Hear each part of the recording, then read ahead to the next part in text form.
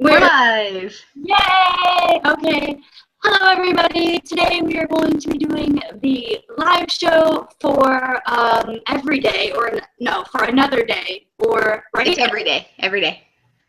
It's every day. Okay, yeah, I get confused because they have the sequel, another day, every day, something. Yeah, so we're doing the live show for Every Day by David Levithan, which is the first book in the series. This is the second one, which is Another Day, and we are doing Every Day because Another Day came out last month. So yes, I'm sorry, my dog is like wanting to be in the live show. So I have Chloe here, and yes, we are going to tweet out the link so that everyone has it, and then I guess get started. While Chloe does that, I will talk about my initial thoughts on Every Day. And I read it. I gave it a 4 out of 5 stars. I really, really enjoyed it. For those of you who are here for the first 5 minutes, it's going to be all spoiler-free, no spoilers, and I'll give like a little synopsis of what it's about. And basically, our main character, A, wakes up in a new person's body every single day. He doesn't have like his own body. I think of him as like a soul, but he's not really a him. Like he can wake up in a girl's body or a boy's body. You know, it just depends on the day. But he always wakes up as like a 17-year-old person, and then as he gets older, or, you know, when he was younger, he woke up as like a 3-year-old, a 2-year-old, or whatever. And now he's 17, and he always wakes up in a 17-year-old's body. I think I got the gist of it. I keep wanting to call him a he. Yeah, I keep wanting. I do as well. And I think the reason why we want to do that is because basically the whole plot line of the story is that he wakes up into a male's body and he meets person's girlfriend and he falls in love with her. So I think because like just the way our minds work, I mean, we're both straight females. It's just, I don't know. I haven't dealt with the whole, you know, transgender, or you know what I mean. We're both cisgender, so I think maybe that's why we're so used to calling him a he. Because I feel the same exact way. So I'm not sure why. I don't know if others. He gives off that persona of he's a guy. Yeah, I agree.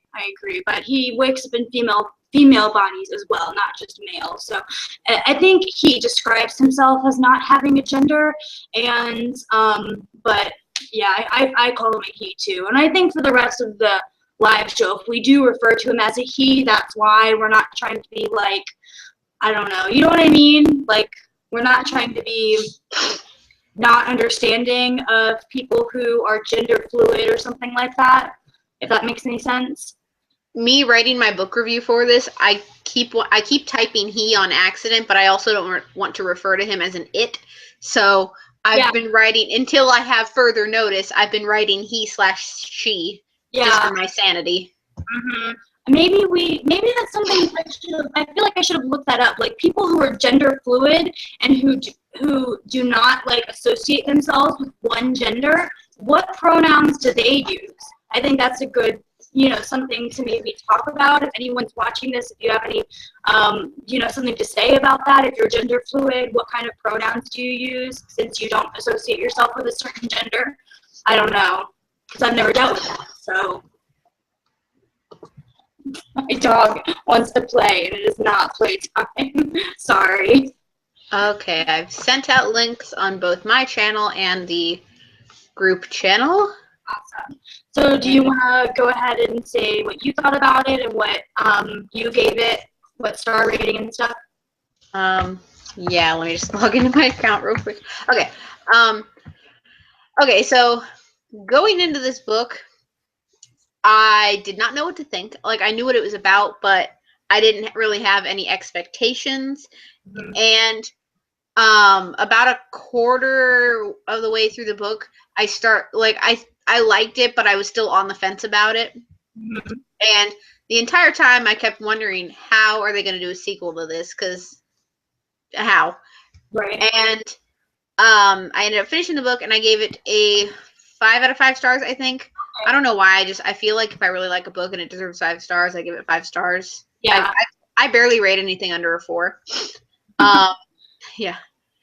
So I really liked it. It's just it's kind of hard to put my feelings into words because there was so much going on with this book, and especially like going back to the gender thing, like is it he, is it she, is it it? How do you even describe that? So it's kind of hard to put it all into words, especially like as that being part of it. Yeah, exactly. I agree. But so do you know what the sequel is about then? I looked it up on Goodreads. It's in Rhiannon's point of view. Yeah, okay. And I accidentally read this in July, in June? Mm-hmm. No. I'm pretty sure it was either June or July. It started with a J. I think it was July because I think it was I read it like right after or during the biennial Levithan. I'm not sure, but I know I read it by accident really early. Like after I finished the book, I realized I was like, oh shoot, I was supposed to read this in August for the Once Upon a Read Along, and so yeah, I read it really early. So it's been a while for me, but I remember a lot of things. Like there are a lot of books that I remember liking, but I don't remember anything about the book. I remember a lot from this book. I don't know if you watched previous lectures. I'm really bad with names, but okay. So Rihanna is her name, and yeah. So every day is from her perspective. So it's basically the whole story of every day, except for it's all from her perspective. And I was going to tell you this. I read the first chapter, and once I realized it was from her perspective, I didn't want to read it. And that's just like my preference because I don't like reading the same story twice. I don't like rereads, and I feel like, it's exactly that. Even though it's from her perspective and we get different, we get her thoughts on the whole situation, I don't know. I don't like reading the same story. So maybe I'll go, and I read it. I liked Every Day so much.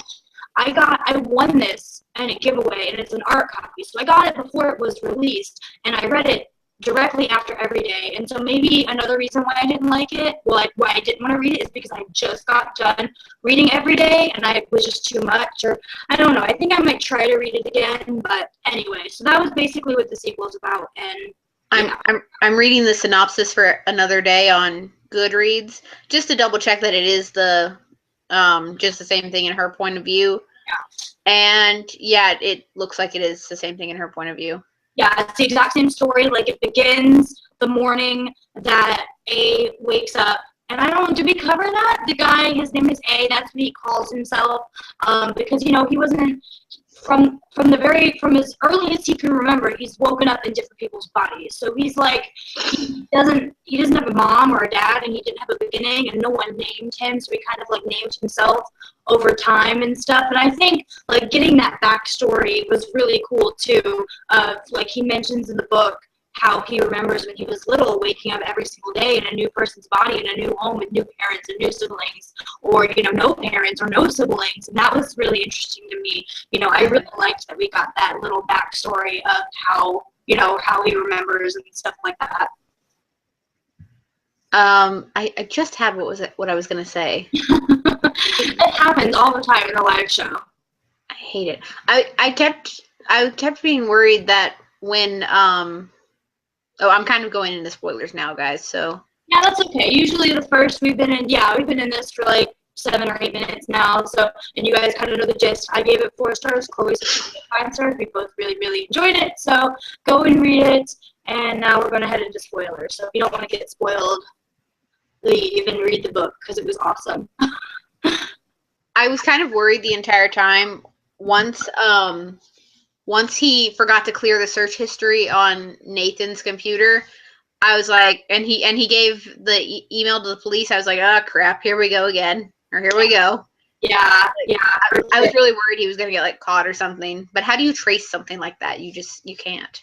Yeah, right. And then like the whole conspiracy with tons of people remembering they woke that that.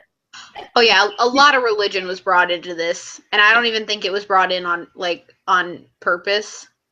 Yeah, well, because he even says, like when the whole news started coming out and all these people started coming into light saying, oh yeah, I remember a full 3 days or 2 weeks of my life period, and he's like, that wasn't me because I only spend a day in a person's body, and some people were like older than his age or younger than his age, so we knew it wasn't them either because he hasn't gotten to that age yet. And so it was just a whole bunch of like you know, either it was a hoax and people just wanted to get attention, or it was, you know, a different scenario, like they really were not dolls for 2 weeks, but, you know, something completely different. Who knows? Like, whatever. Oh, my husband's home, so. Late, sir. Yes. Sorry for the interruption. I'm in the middle of my live show, babe, and there's dinner on the oven for you. Late.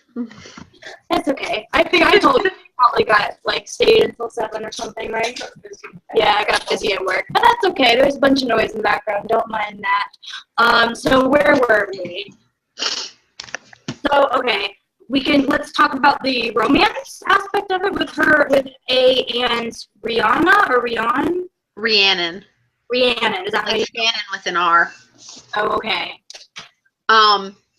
See, now that I know that Another Day is just the same story in her perspective, I wish it was like a legit sequel, and there was a way for them to be together, because I really want them to be together. And I don't know. That's all I got, really. Oh yeah, I completely agree. Like but I like understand Rhiannon from her point of view. Like that's a lot to deal with, especially when you're a 17-year-old girl.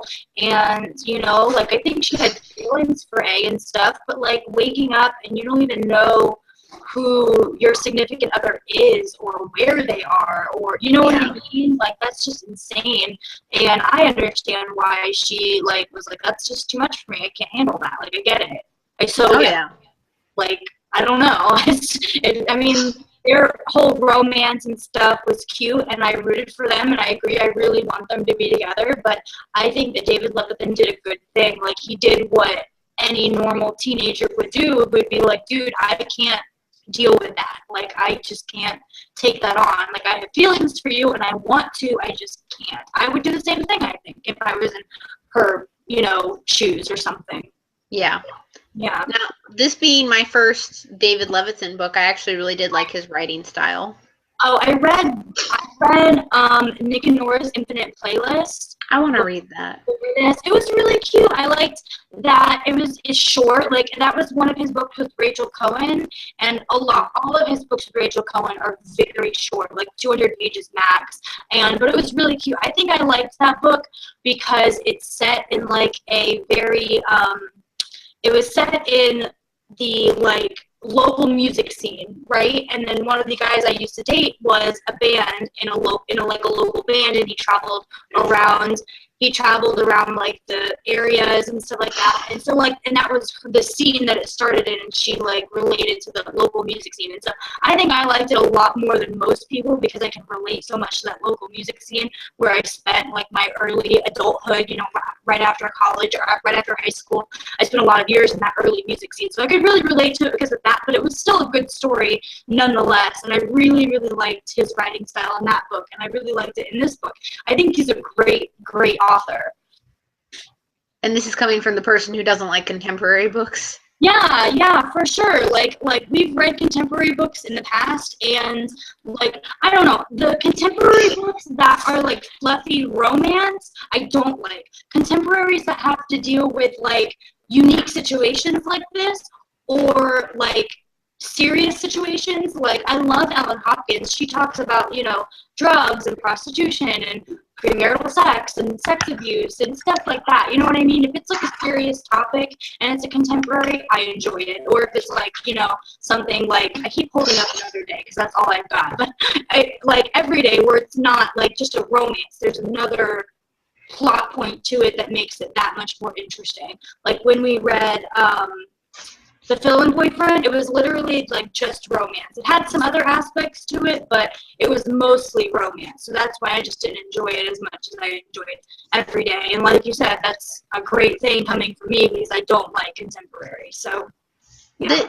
That brings up a point of, would you consider this a contemporary or a contemporary fantasy? I don't know what you call it. Most books fall into multiple, genres. And one of the genres that those books fall into, I think, would be contemporary. But I also think, I want to say magical realism, but it's not. That's the word. Magic, I don't know. it's like paranormal realism.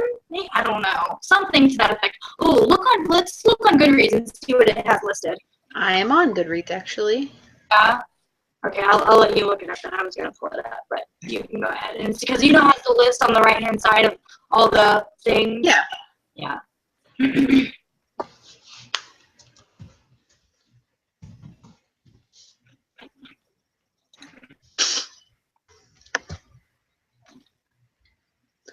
Okay, let's see.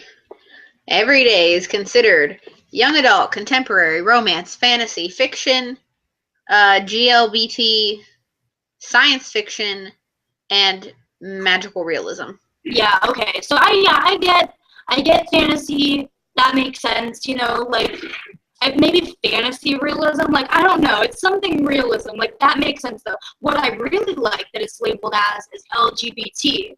That's cool because it has that underlying, like, it doesn't come right out because it's so weird because doesn't have a gender. I don't think gender fluid is like the right name for it. I don't know. I feel like I don't want to be ignorant, if that makes any sense to the whole thing, but I just don't have a lot of experience in that whole thing about gender and stuff like that. You know, I'm a cisgender female, so that's all I've had experience with. And you're the same, right? Yeah. Okay, I thought so. So I mean, like, I don't think either of us have a lot of experience with being gender fluid or, you know, not associating with the gender or something like that. But I like that it's listed as LGBT because it totally can be. There are days where A wakes up as a female and him, A and Rianne wake, you know, and they spend time together, and it's like, and they have a connection, even though that day they're both female. Yeah. Yeah. I think, was it, well, I don't know because you haven't read a lot of John Green, but I'm pretty sure it was David Levithan and John Green who wrote Will Grayson, Will Grayson. Yeah, they wrote Will Grayson, but I haven't read that. So. See, I think it'd be interesting knowing both of their writing styles to see how they write together.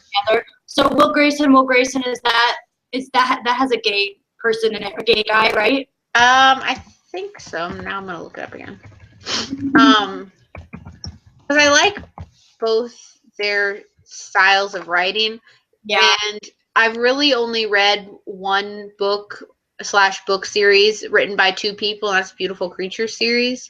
Mm-hmm. So I think it's interesting to read books written by two people, but the thing is I can't point out the difference between the writing styles. Yeah, me either. I read not the Copperbound one, that's the new one that I haven't read yet. The Iron Child by Holly Black and Cassandra Clare. Mm-hmm. I couldn't tell the difference at all. And I have not read, well, maybe that's why. I have not read a Cassandra Clare book, but I've read Holly Black before I read The Iron Child, and I did not like her writing style at all. I just didn't like books at all. I tried to read The Coldest Girl in Cold Town, and I got through like the first few chapters, but I just wasn't feeling like reading it. And I don't know if it was the fact that I didn't like her writing style or I just wasn't feeling the story at the time. But that was like 2 years ago. Yeah. I don't know how long it's been out. I don't know what the deal is with Holly Black. I've tried to read all of her books, and I can't. I just don't like them, and I try really hard. I really do. And I've like attributed it to like Faye, because all of the books so far of hers that I've tried are about Faye. Like I read Tide and The Darkest Part of the Forest, and I just didn't like either of them at all. But I read The Iron Child, and I really, really liked it. So I don't know. I don't know what it is, but like you said, I couldn't point out the differences between, you know, her writing it and Cassandra Clare writing it. I couldn't tell at all. See, I'm still trying to figure out how to write my review for this book, so I'm having trouble like getting my thoughts into words because I'm already having trouble getting my thoughts onto paper. Right. Well, okay, so the first thing when I write a review is I talk about the characters. So we've talked about A, and we've talked about Rhiannon? How do you? Rhiannon. Okay, Rhiannon. So we talked about, now what about her boyfriend? What was her boyfriend's name? Justin. Justin. What do you think about Justin? I did not like Justin. I think we can both agree on that. Yeah, I mean, he's a douche, and like, I just don't like him at all. I mean, I don't know. I haven't read the book in a while, so I don't know 100% like how I feel. Like, I don't remember 100% how I feel about him. No, that's not the right way. I don't know why Rhiannon stayed with him. Yeah. At the time, like, even she could tell that it was really bad. Mm-hmm. Like, but I mean, like, I don't know. I guess I can maybe relate to that because I've been in relationships where I've stayed with somebody even though I know they're not right for me, even though I know that they're not treating me right, but you feel like it's right or you think that you can fix them, you know, stuff like that. So I think David Levithan does a really good job of staying true to teenage characters. Like, there are some people who write young adult that are adult and they don't, like, let their characters be young adult, be teenagers, and like they more let their characters act like adults when they really don't. Yeah, like it gives it that real feeling. Yeah, exactly. He is very good at being true to YA and true to YA characters and teenagers for what they would really do. Because I feel like another writer might have like had Rhiannon stay with A and break up with her boyfriend and like think that she could be in a relationship like that, but I really don't think that any normal teenager would because it's just not something that a normal teenager can deal with that. I mean, you know? Mm-hmm. So, yeah, he's really good at just staying true to YA and the characters. Yeah. He's an awesome, I really like him. I think I'm going to pick up more of his books because, like you said, I don't like contemporary, but I really like reading him. He's a great storyteller. Yeah. Yeah. See, I hate not having like so much to talk about because okay, for stuff like Heart of Betrayal, we had a ton to talk about, and like with this book, we just don't have a lot to talk about, and I hate that for some reason. I agree. I mean, with fantasy books, they're longer. Like this book, Yeah. you have a copy. What is it, like 300 pages, maybe? Yeah, it's 322. Okay, yeah, and there's just with fantasy, there's just a lot more going on in the world. You know what I mean? Like, there's just so much more to talk about and so many more events going on. Because there's events going on where Leah is in Albrecht, and then there's events going on back home, and then there's events going on with all these different people. With this, really, we just have A's perspective, and like, there's only so much you can say about one story. I mean, I guess like one thing I can say is that like I don't know why, and maybe this is like pointing out my privilege that I am as like, you know, a middle class white American, I guess, that like when he started waking up in people's bodies, teenagers, because he always wakes up a 17-year-old, right? So when he woke up into someone's body that was addicted to drugs, it was very eye-opening, like the way that he thinks and the way that the mind thinks of someone who is addicted to drugs. Like to be in someone's mind when the body is addicted to drugs, but the mind isn't, it's just so crazy to see, you know? That actually reminded me. What's your opinion on when he woke up in Rhiannon's body? Oh my god, I completely forgot that happened. Wow. I forgot that happened. That's crazy. I should have read it so early. But I remember now because he went to school and he saw Justin, but I don't remember other than that. Now that you said that I remember, but I don't remember anything else that happened because I read it so long ago. He was really careful, like he didn't want to for lack of a better term, he didn't want to intrude. Like when it was time to take a shower, he was very careful to just like not look in the mirror. Yeah, I remember that. And like he thought that he could easily like kill Rhiannon's relationship with Justin, but he didn't. Right? Yeah, I remember that now. I don't know. I don't have an opinion because now I'm just remembering that. Like, what do you think? Like about it happening? I mean, of course it was going to happen eventually, but I'm really glad that he was as respectful as he was. Yeah. Like okay, sorry, go ahead. Like he didn't have to be, but he was, and I think that's that's like a really good sign that if he was an actual person, like had his own physical body and everything, they should be together.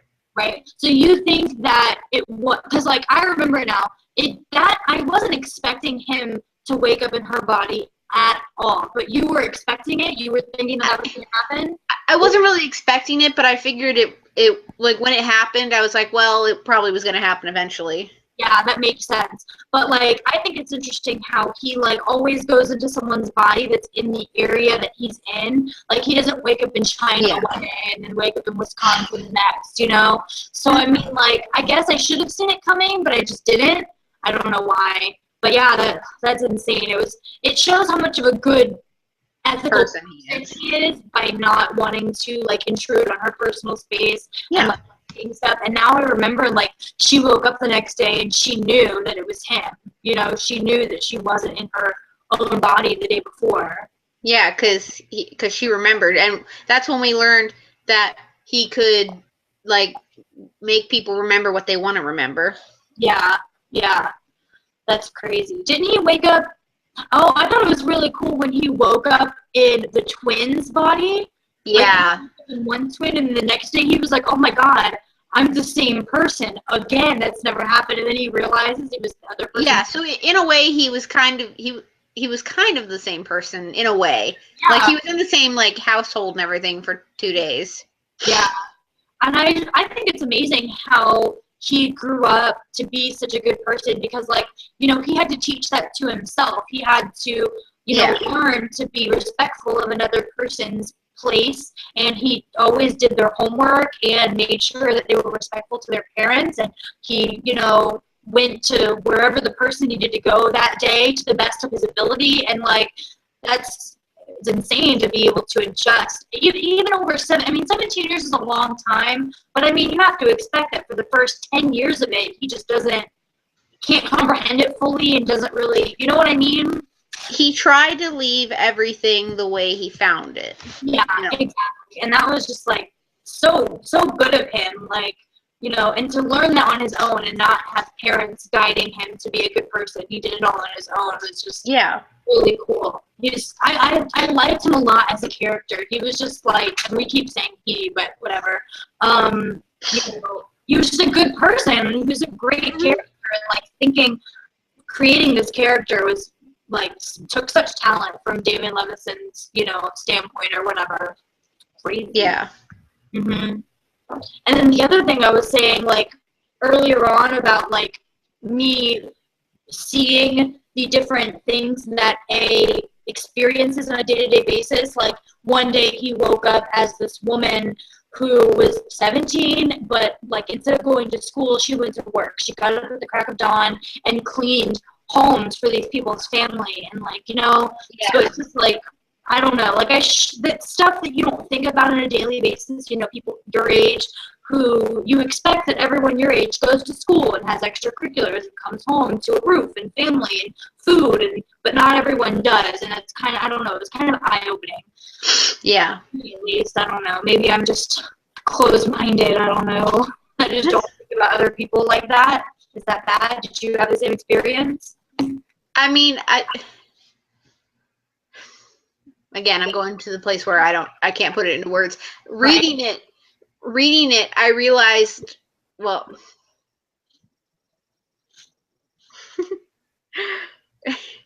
reading it, I really have no words right now. Yeah. Like, my mind is blank and I don't know what to say. Yeah. I was thinking maybe you could relate because you're closer in age than they are. You know, I'm not much, like 5 or 6 years older than you are, but I mean, you're still in high school and I'm not in high school anymore. So I was thinking maybe you could relate more to the characters that A wakes up into every single day and stuff. Yeah. Well, yeah. As far as like a school life goes. Yeah, maybe. I mean, it wasn't that long ago that I was in high school, so I still like get it, and I understand waking up and going to school every day and doing your homework and all that stuff, but I really appreciated how much A wanted to keep everything the same as Tea County, like you said. Yeah.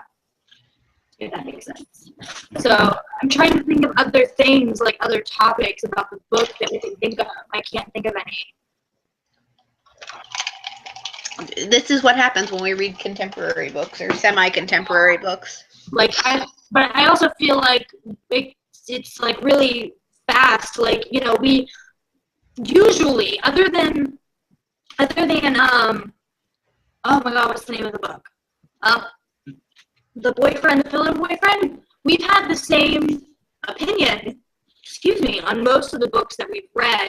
So I feel like when we have the same opinion, it's really easy and fast. You know, we just go over the topics and we go over the characters and stuff, and then we just get through it really quickly, and then we run out of stuff to say 30 minutes in, which I mean isn't necessarily a bad thing. I wish that we could have more of an enlightened conversation about the underlying LGBT situation and about gender and stuff like that. I just don't think, especially for me, I just don't think I have enough experience with that whole thing, you know?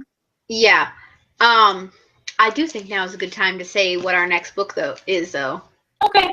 For this month, which is basically already halfway over. Oh, I have it too. Let me go get it. Hold on. Okay. Yeah, I've got it with me. I should have grabbed it first. I didn't think about it. Do you own the book or is it a library book? It's a library book. Where is it? Oh, here it is. No, here. What? It's on the pile of your library books.